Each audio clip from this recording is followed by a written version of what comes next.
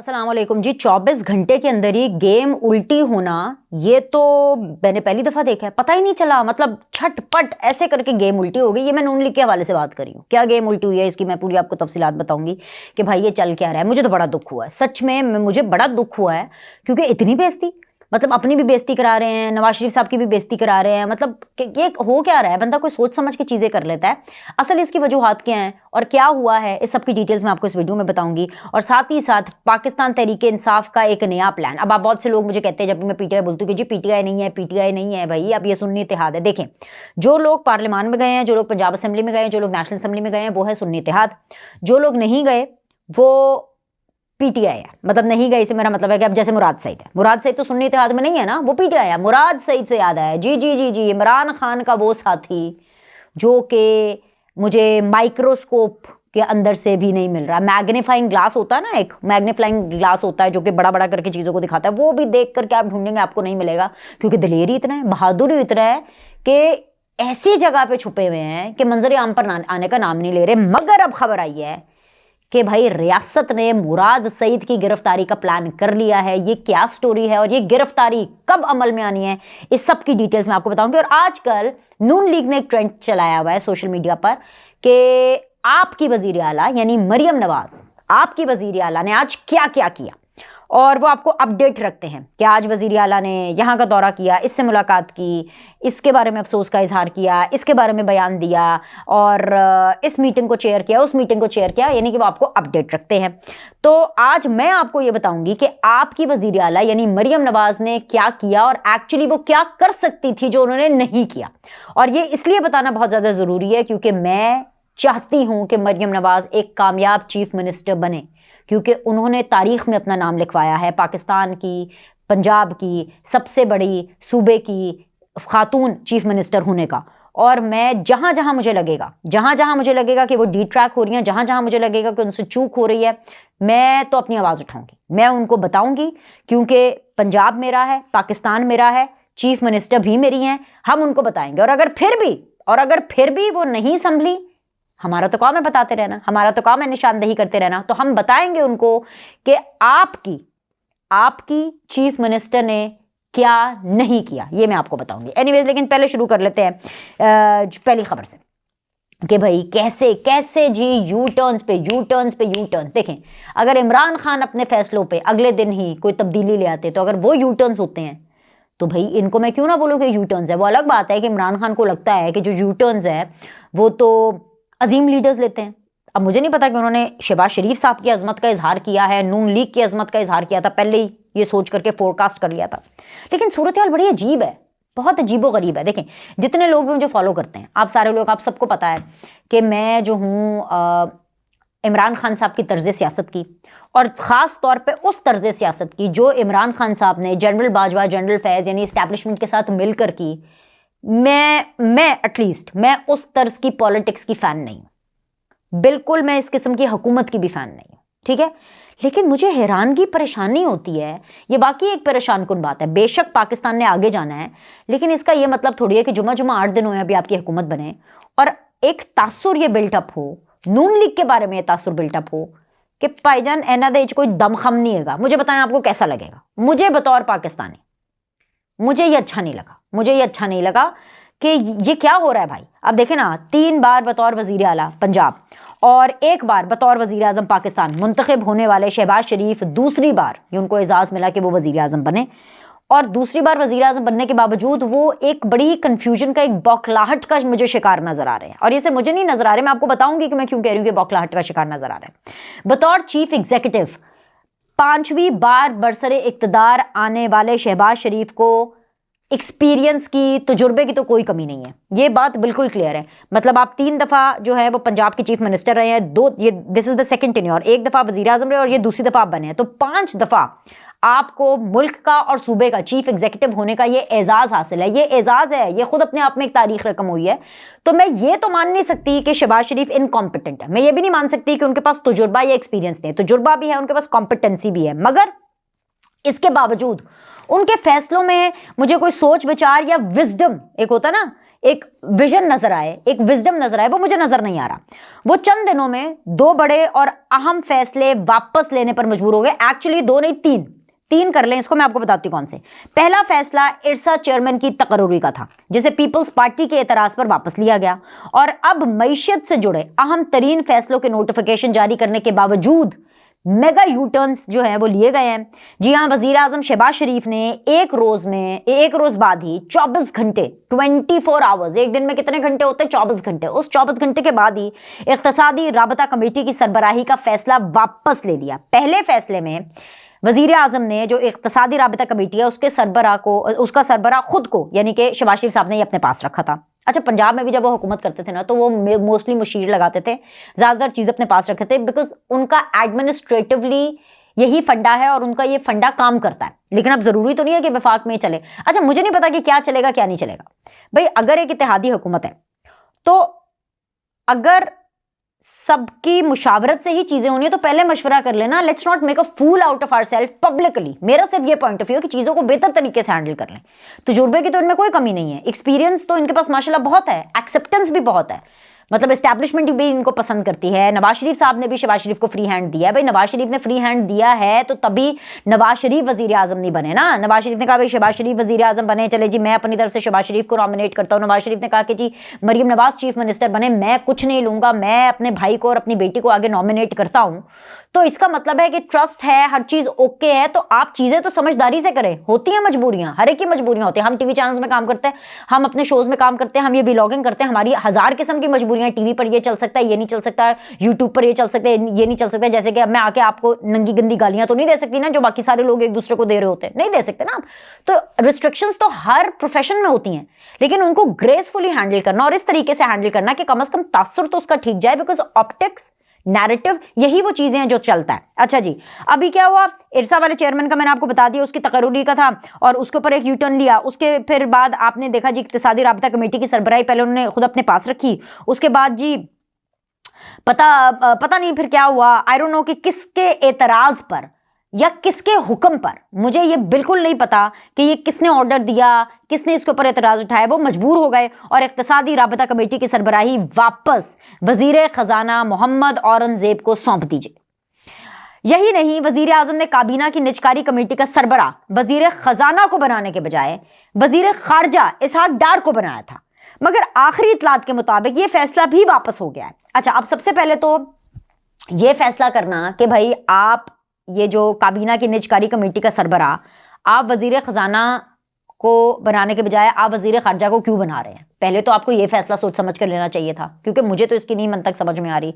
ये तो मतलब आपको पता ना, डार साहब है वजीर खारजा इस टाइम पे, ये उनके ऊपर भी एक वो एक्स्ट्रा वो चीज़ थी। और अगर आपने दे ही दी थी फिर आपको वापस नहीं लेनी चाहिए, बिकॉज इसहाक डार साहब का भी एक स्टेचर है भाई, ये कोई आम चीज़ तो नहीं है, मतलब एक स्टेचर है। अच्छा जी, ताहाल निजकारी कमेटी की सरबराही का नोटिफिकेशन जारी तो नहीं हुआ, मगर मुझे ये पूरी उम्मीद है कि फैसले की दुरुस्तगी का एहसास होते ही वो नोटिफिकेशन भी जारी कर दिया जाएगा।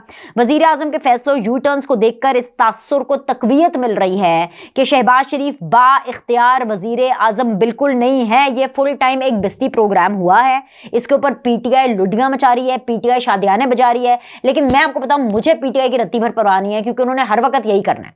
लेकिन नून लीग को, पीपल्स पार्टी को, एस्टैब्लिशमेंट को, बाकी पॉलिटिकल पार्टीज को होनी चाहिए परवाह, क्योंकि ये उनके कॉलीग्स हैं। उनके कॉलीग्स और खास तौर पे वो कॉलीग्स जो उनके साथ पार्लियामेंट में पंजाब असेंबली, नेशनल असेंबली का फ्लोर शेयर करते हैं, इनको बिल्कुल फिक्र होनी चाहिए कि वो इनके बारे में क्या सोच रहे हैं, क्योंकि इन लोगों ने अटकाने इनके रास्ते में रोड़े, इन्होंने इनकी खिल्लियां उड़ानी है, इन्होंने इनके मजाक उड़ाने हैं। और नून लीग का जो नैरेटिव है सोशल मीडिया के ऊपर, आपको पता है कि वो कुछ भी नहीं है पीटीआई के सामने। जो पीटीआई बोल दे, हालांकि सही बोले गलत बोले, नैरेटिव उसी का ही बिकता है, क्योंकि उसकी जो पोस्चरिंग है वो ऐसे करते हैं। अब ये तासुर आना कि जी शहबाज शरीफ साहब कमजोर है, हालांकि वो कमजोर नहीं है। आप मुझे बताएं, जो शख्स आर्मी चीफ के साथ बहुत अच्छे ताल्लुकात में हो, जिस शख्स के ऊपर पाकिस्तान पीपल्स पार्टी खुद बोले कि भाई जी हमें ये ज्यादा एक्सेप्टेबल है, वो शख्स जो कि मुफाहमत के अंदर सबको मिलाकर के साथ चल सके, वो कमजोर आदमी हो सकता है। तो भाई ये फिर तासुर क्यों आ रहा है? ये तासुर क्यों आ रहा है? अब ये बताएं ना, ये गलती है नून लीग की। ये वो चीज है जहां पे नून लीग मात खा रही है कि विजडम के साथ और विजन के साथ जो है अपना एक एक कदम फूक फूक कर उठाए। वरना तो ये एक तासुर बन जाएगा कि जी शहबाज शरीफ जो है वो कमज़ोर है और शहबाज शरीफ के मुकाबले के अंदर जो है जो बाकी वजारतें हैं कि क्या वज़ीर ख़जाना और क्या वज़ीर दाखिला वज़ीर आज़म पाकिस्तान से ज़्यादा ताकतवर है। कैसे हो सकता है? दाखिला भी और ख़जाना भी, क्या वो शहबाज शरीफ से ज़्यादा ताकतवर है? और अगर आपको पता है कि भाई ये फैसले आपको ऊपर से आ रहे हैं और आपकी जो वज़ीर आज़म है वो इतना मजबूत नहीं है और आपकी जो बाकी वजारतें ख़जाना और जो वजारतें दाखिला है वो ज़्यादा मजबूत है, तो अगेन उसकी पोस्चरिंग, उसकी हैंडलिंग सही तरीके से करें। पता है मुझे कि मैं सही बात कर रही हूँ कि नहीं कर रही। अच्छा जी, उसके बाद जी ये भी एक चीज़ है कि ये तो एक तासुर आ रहा है कि जी जो शहबाज शरीफ साहब है वो बिल्कुल भी इंडिपेंडेंट, बाइख्तियार या ताकतवर एक वज़ीर आज़म नहीं है। और क्या कहते हैं, इमरान खान पर हम अक्सर ये इल्ज़ाम लगाया करते थे कि वो एक सेलेक्टेड वज़ीर आज़म है और हम अभी भी लगाते हैं। मुझे इस पर कोई शक शोबा डाउट नहीं है कि 2018 में RTS की पैदावार है इमरान खान साहब और वो एक सेलेक्टेड वज़ीर आज़म है। आज ये सवाल एक बार फिर पूछा जा रहा है कि जो शहबाज शरीफ है क्या वो वाकई मुंतखब वज़ीर आज़म है? ताकत का असल सरचश्मा कौन है? ये एक बहुत बड़ा सवाल है। हुकूमत कौन चला रहा है? ये बहुत बड़ा सवाल है। फैसलों का हतमी इख्तियार किसके पास है? ये सवाल हो रहे हैं। और अगर मुस्लिम लीग नून वाकई इलेक्शन जीत करके, ये मैं बता रही हूँ नवाज शरीफ साहब, शहबाज शरीफ साहब, अगर नून लीग वाकई इलेक्शन जीत करके, मैं डायरेक्टली सर आप लोगों से मुखातब हूँ, the Mian brothers, the Sharif brothers, the house of Sharif, कि अगर वाकई ही आप लोग मुंतखब हैं, वज़ीर आज़म हैं, अगर आप मुंतखब वज़ीर आज़म हैं तो भाई अपनी जो रिट है उसको आपको मजबूत करना पड़ेगा। अगर वाकई आप इलेक्शन जीत करके हुकूमत में आए हैं तो भाई आप अपने सीनियर मेंबर्स से भी कहें, आप आपस में अपने बेंचेस में भी देखें, अपनी फैसला साजी के ऊपर ज़रा गौर करें ताकि ये जो तासुर है ये ना पनपे, क्योंकि ये तासुर आपके लिए अच्छा नहीं है। मुस्लिम लीग नून की एक MP हैं उज़मा कारदार, उनके हवाले से, और एक और उनके लीगी MP हैं, उनके हवाले से मैंने आपको बहुत अहम बातें बतानी है। लेकिन उससे पहले मैं आपको ये बताना चाहती हूँ कि आपको अपडेट किया जाता है सोशल मीडिया के ऊपर कि आपकी वज़ीर आला ने क्या किया। ठीक है, मरीम नवाज़ ने अभी तक कोई 40 के करीब या इससे कहीं ज़्यादा ऐसे प्रोजेक्ट्स हैं जिसकी उन्होंने अनाउंसमेंट की है। बहुत अच्छी अनाउंसमेंट है, होनी चाहिए। मैं उनको वक्त भी दूंगी, हम सबको उनको इतना वक्त देना चाहिए कि वो जो उन्होंने प्रोजेक्ट्स अनाउंस किए हैं वो उनकी तकमील करें। और हमें उनकी तकमील तक, देखिए 5 साल का मैंडेट है, तो मैं ये तो नहीं कह रही कि 5 साल, लेकिन कम से कम 2 साल तो हमें वेट करना चाहिए कि भाई ये प्रोजेक्ट्स मुकम्मल होते हैं कि नहीं होते, कि कुछ तो आपको पता चल ही जाएगा ना, अभी तो अनाउंसमेंट हुई है। लेकिन जो चीज़ें मरीम नवाज़ को फ़ौरन करनी चाहिए, जो मैं हैरान हूँ कि वो नहीं हो रही, क्योंकि वो एक खातून चीफ मिनिस्टर हैं और बहैसियत खातून चीफ मिनिस्टर के उन्होंने पहली तकरीर में बात की थी कि हरासमेंट के लिए कोई टॉलरेंस नहीं है। उज़मा कारदार हरासमेंट की मुर्तकिब पाई गई हैं। उज़मा कारदार ने 4 ऐसी ख़वातीन को हरासा करने में, जैसे कहते हैं ना, अपना किरदार पेश किया। भाई पता चला कि जी कोई लाहौर में मॉडल टाउन में कोई क्लब है और उस क्लब के अंदर वो कोई जिमिंग शिमिंग करने जाती हैं, या जैसे भी क्लब की मेंबर हैं या आई डोंट नो वो उसको यूज़ करती हैं, बस वो उस क्लब में गई और कोई जो उनकी ज्वेलरी थी, कोई गोल्ड की ज्वेलरी जो कि लाखों की थी, वो कहीं गुम हो गई। अच्छा, अब सबसे पहला तो सवाल ये है कि भाई आप जिम में या क्लब्स में या ऐसी जगहों पे, आप शादी पर तो नहीं जा रहे ना, आप शायद वैसे जा रहे हो आप उसको अटेंड करने के लिए, आप ज्वेलरी क्यों लेकर के जा रहे हैं? और अगर इतनी ज्वेलरी आप लेकर के जा रहे हैं हर जगह पे, मतलब आप किसी भी सैलून में जाएं, आप किसी भी जिम में जाएं, मतलब हम जिस जिम में जाते हैं, जिस सैलून जाते हैं, जहाँ पर भी जाते हैं, वहाँ पे बड़ा बड़ा लिखा हुआ है कि you are responsible for your own belongings, यानी कि आप अपनी चीज़ों की खुद हिफाजत करें।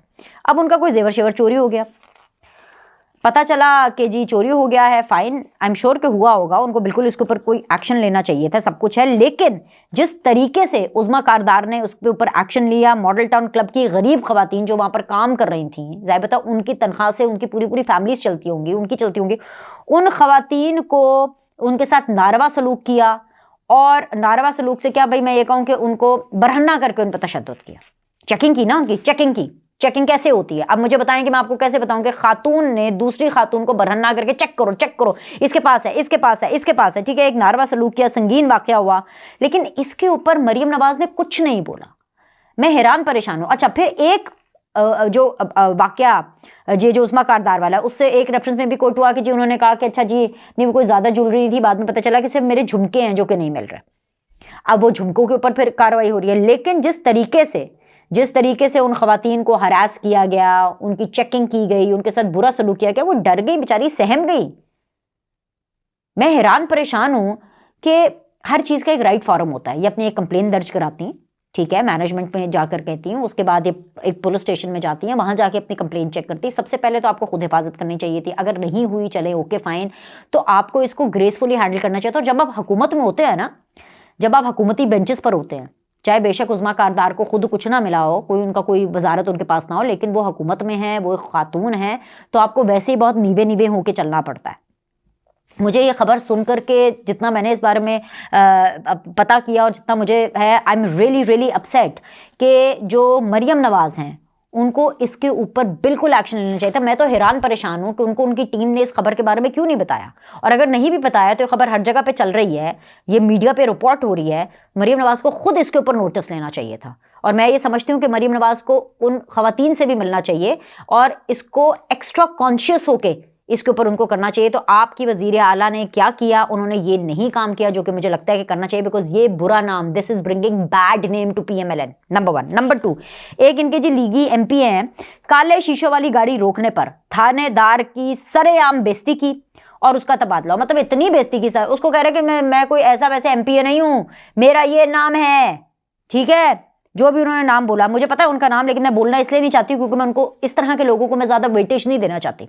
चलो जी बता देते, मलिक वहीद बोल रहे थे, कह रहे थे मेरा नाम वो है, मुझे नहीं पता, कोई 300 से तो ऊपर इनका MP है, मुझे तो सारों का नहीं पता कि कौन है भाई, कौन है, होगा भाई कोई होंगे, कोई बिग शॉट। और अगर आप MPA हैं और अगर आप लीगी MPA हैं और काली गाड़ी के शीशे आपके रोके जा रहे हैं, ठीक है, आपको तो एबाइड करना चाहिए लॉ के साथ। रोक लिया तो आप उसके साथ अच्छे से बर्ताव करते हो। पुलिस वाले की अच्छी खासी सब लोग के सामने बेइज्जती कर दी, एंड के ऊपर पुलिस वाला कह रहा है अच्छा सॉरी जी, फिर पुलिस वाला गले भी लग रहा है, फिर भी उसका तबादला करा दिया। तो मरियम नवाज को इसके ऊपर एक्शन लेना चाहिए। बल्कि मैं ये समझती हूं कि उस MPA को जिसने ये हरकत की उसको फारिग कराएं, उसको डायरेक्ट फारिग कराएं। ये शोकस वोकस नहीं, आप डायरेक्ट उसको फारिग कराएं भाई, कि ये क्या है। मैं तो हैरान परेशान हूं कि इसके ऊपर अभी तक कोई रिएक्शन क्यों नहीं आया। सवाल हो रहे हैं कि मरियम नवाज कहाँ हैं। खवातीन को हरासमेंट से बचाने की दावेदार मरियम नवाज 4 गरीब खवातीन को हरास होने पर खामोश क्यों हैं अभी तक। तनकीद हो रही है कि एक तरफ तो IG पंजाब को सरकारी एजाज से नवाजा जा रहा है, तो वहीं उसका थानेदार इतना कमजोर और इतना बेबस है कि जी उसका जो लीगी MPA की काली शीशों वाली गाड़ी रोकने पर उसका तबादला हो जाए। तो मैं मरियम नवाज साहिबा आपसे डायरेक्टली बहुत इज्जत बहुत एहतराम से कहना चाहती हूँ, क्योंकि मैं चाहती हूँ कि आप कामयाब हों। तो मरियम नवाज साहिबा, सिर्फ ये बताने से कि आज आपकी वजीर आला ने क्या किया है, ऐसे काम नहीं चलेगा। काम तब चलेगा जब लीगियों की नहीं, आइन और कानून की हुक्मरानी होगी। जब ये उज़्मा कारदार MPA या आपके मलिक वहीद MPA, ये फलाना MPA और टिंगरा MPA और फलाने वजीर और टिंगरे वजीर, नहीं, ऐसे नहीं। तब होगी जब आप अपने ओहदे का तकाजा पूरा करेंगी, और ओहदे का तकाजा है कि आप वजीर आला पंजाब बने और वजीर आला मुस्लिम लीग नून ना बने। आपकी पार्टी के अंदर बड़े अच्छे अच्छे, ये सलमान रफ़ीक इतने अच्छे वजीर हैं, ये इमरान नज़ीर साहब इतने अच्छे वजीर हैं, ये मैंने तो हमेशा सलमान रफ़ीक को मैं सलमान भाई उनको कहती हूँ, ख्वाजा इमरान नज़ीर को इमरान भाई कहती हूँ। मैंने हमेशा उनको इतना हम्बल पाया है। ये कौन से लीगी हैं भाई जिनमें इतनी आंकड़े आ गई हैं, और राह चलते आंकड़े, ना इनके पास कोई पोर्टफोलियो ना कुछ है। भाई आप इसका नोटिस लें, मरियम नवाज आप इसका नोटिस लें, और ये आप ले सकती हैं और आपको लेना चाहिए। आप बिल्कुल इसके ऊपर जो है वो सख्त से सख्त कार्रवाई करें। चलिए आगे आ जाए जी। रियासत का एक प्लान है और एक PTI का प्लान है। PTI ने जी शेर अफजल मरवत को टफ कंपटीशन देने के लिए, मुराद सईद ने कहा कि भाई ये क्या हो रहा है, लाइमलाइट तो सारी उधर, उन्होंने लीक करनी शुरू कर दी खबरें। मुराद सईद आ रहा है, कौन आ रहा है, मुराद सईद आ रहा है। कोई पूछे तो कहना मुराद सईद आ रहा है, कोई पूछे, बड़े आपको पता हाइप वाइप क्रिएट कर देते हैं। आए तो सही मुराद सईद साहब, आप आए तो सही, ज़रा चेहरा तो दिखाएं, ज़रा बाहर तो आएँ, तशरीफ़ तो लाएं। कभी दाढ़ी रखी होती, कभी कुछ रखी होती, कभी कोई फोटो सेशन हो रहा था, कभी कोई फोटो सेशन हो रहा था। भाई आए तो सही। सुनने में ये आया है कि इन्होंने किसी कोर्ट वोट में जाना है, और हाई कोर्ट है, और मुझे लगता है ये वही चाचू मामू की कोर्ट है, वही पेशावर वाली कोर्ट ना, जहाँ से इन्होंने रिलीफ लेना है। तो भाई उस हाई कोर्ट में जाना है, लेकिन अभी तक पहुंचे नहीं है, किसी भी टाइम पर जा सकते हैं। अच्छा, हो सकता है कि ये सिर्फ फैलाने के लिए खबर हो, क्योंकि मंजर आम पर आएंगे तो रियासत ने चूड़ियां तो नहीं पहनी हुई ना, कुछ तो खड़ाक होगा, कुछ तो होगा। तो भाईजान आए तो फिर मजा चख लो, और गिरफ्तारी होगी आपकी पक्की। तो रियासत ने भी अपना पूरा एक प्लान बनाया हुआ है। अब देखते हैं कि इस मामले में पहली चाल कौन चलता है। मुराद सईद अपनी पहली चाल चलते हैं या फिर रियासत अपनी पहली चाल चलती है। लाइक करें, सब्सक्राइब करें। आपसे अगली वीडियो में मिलते हैं।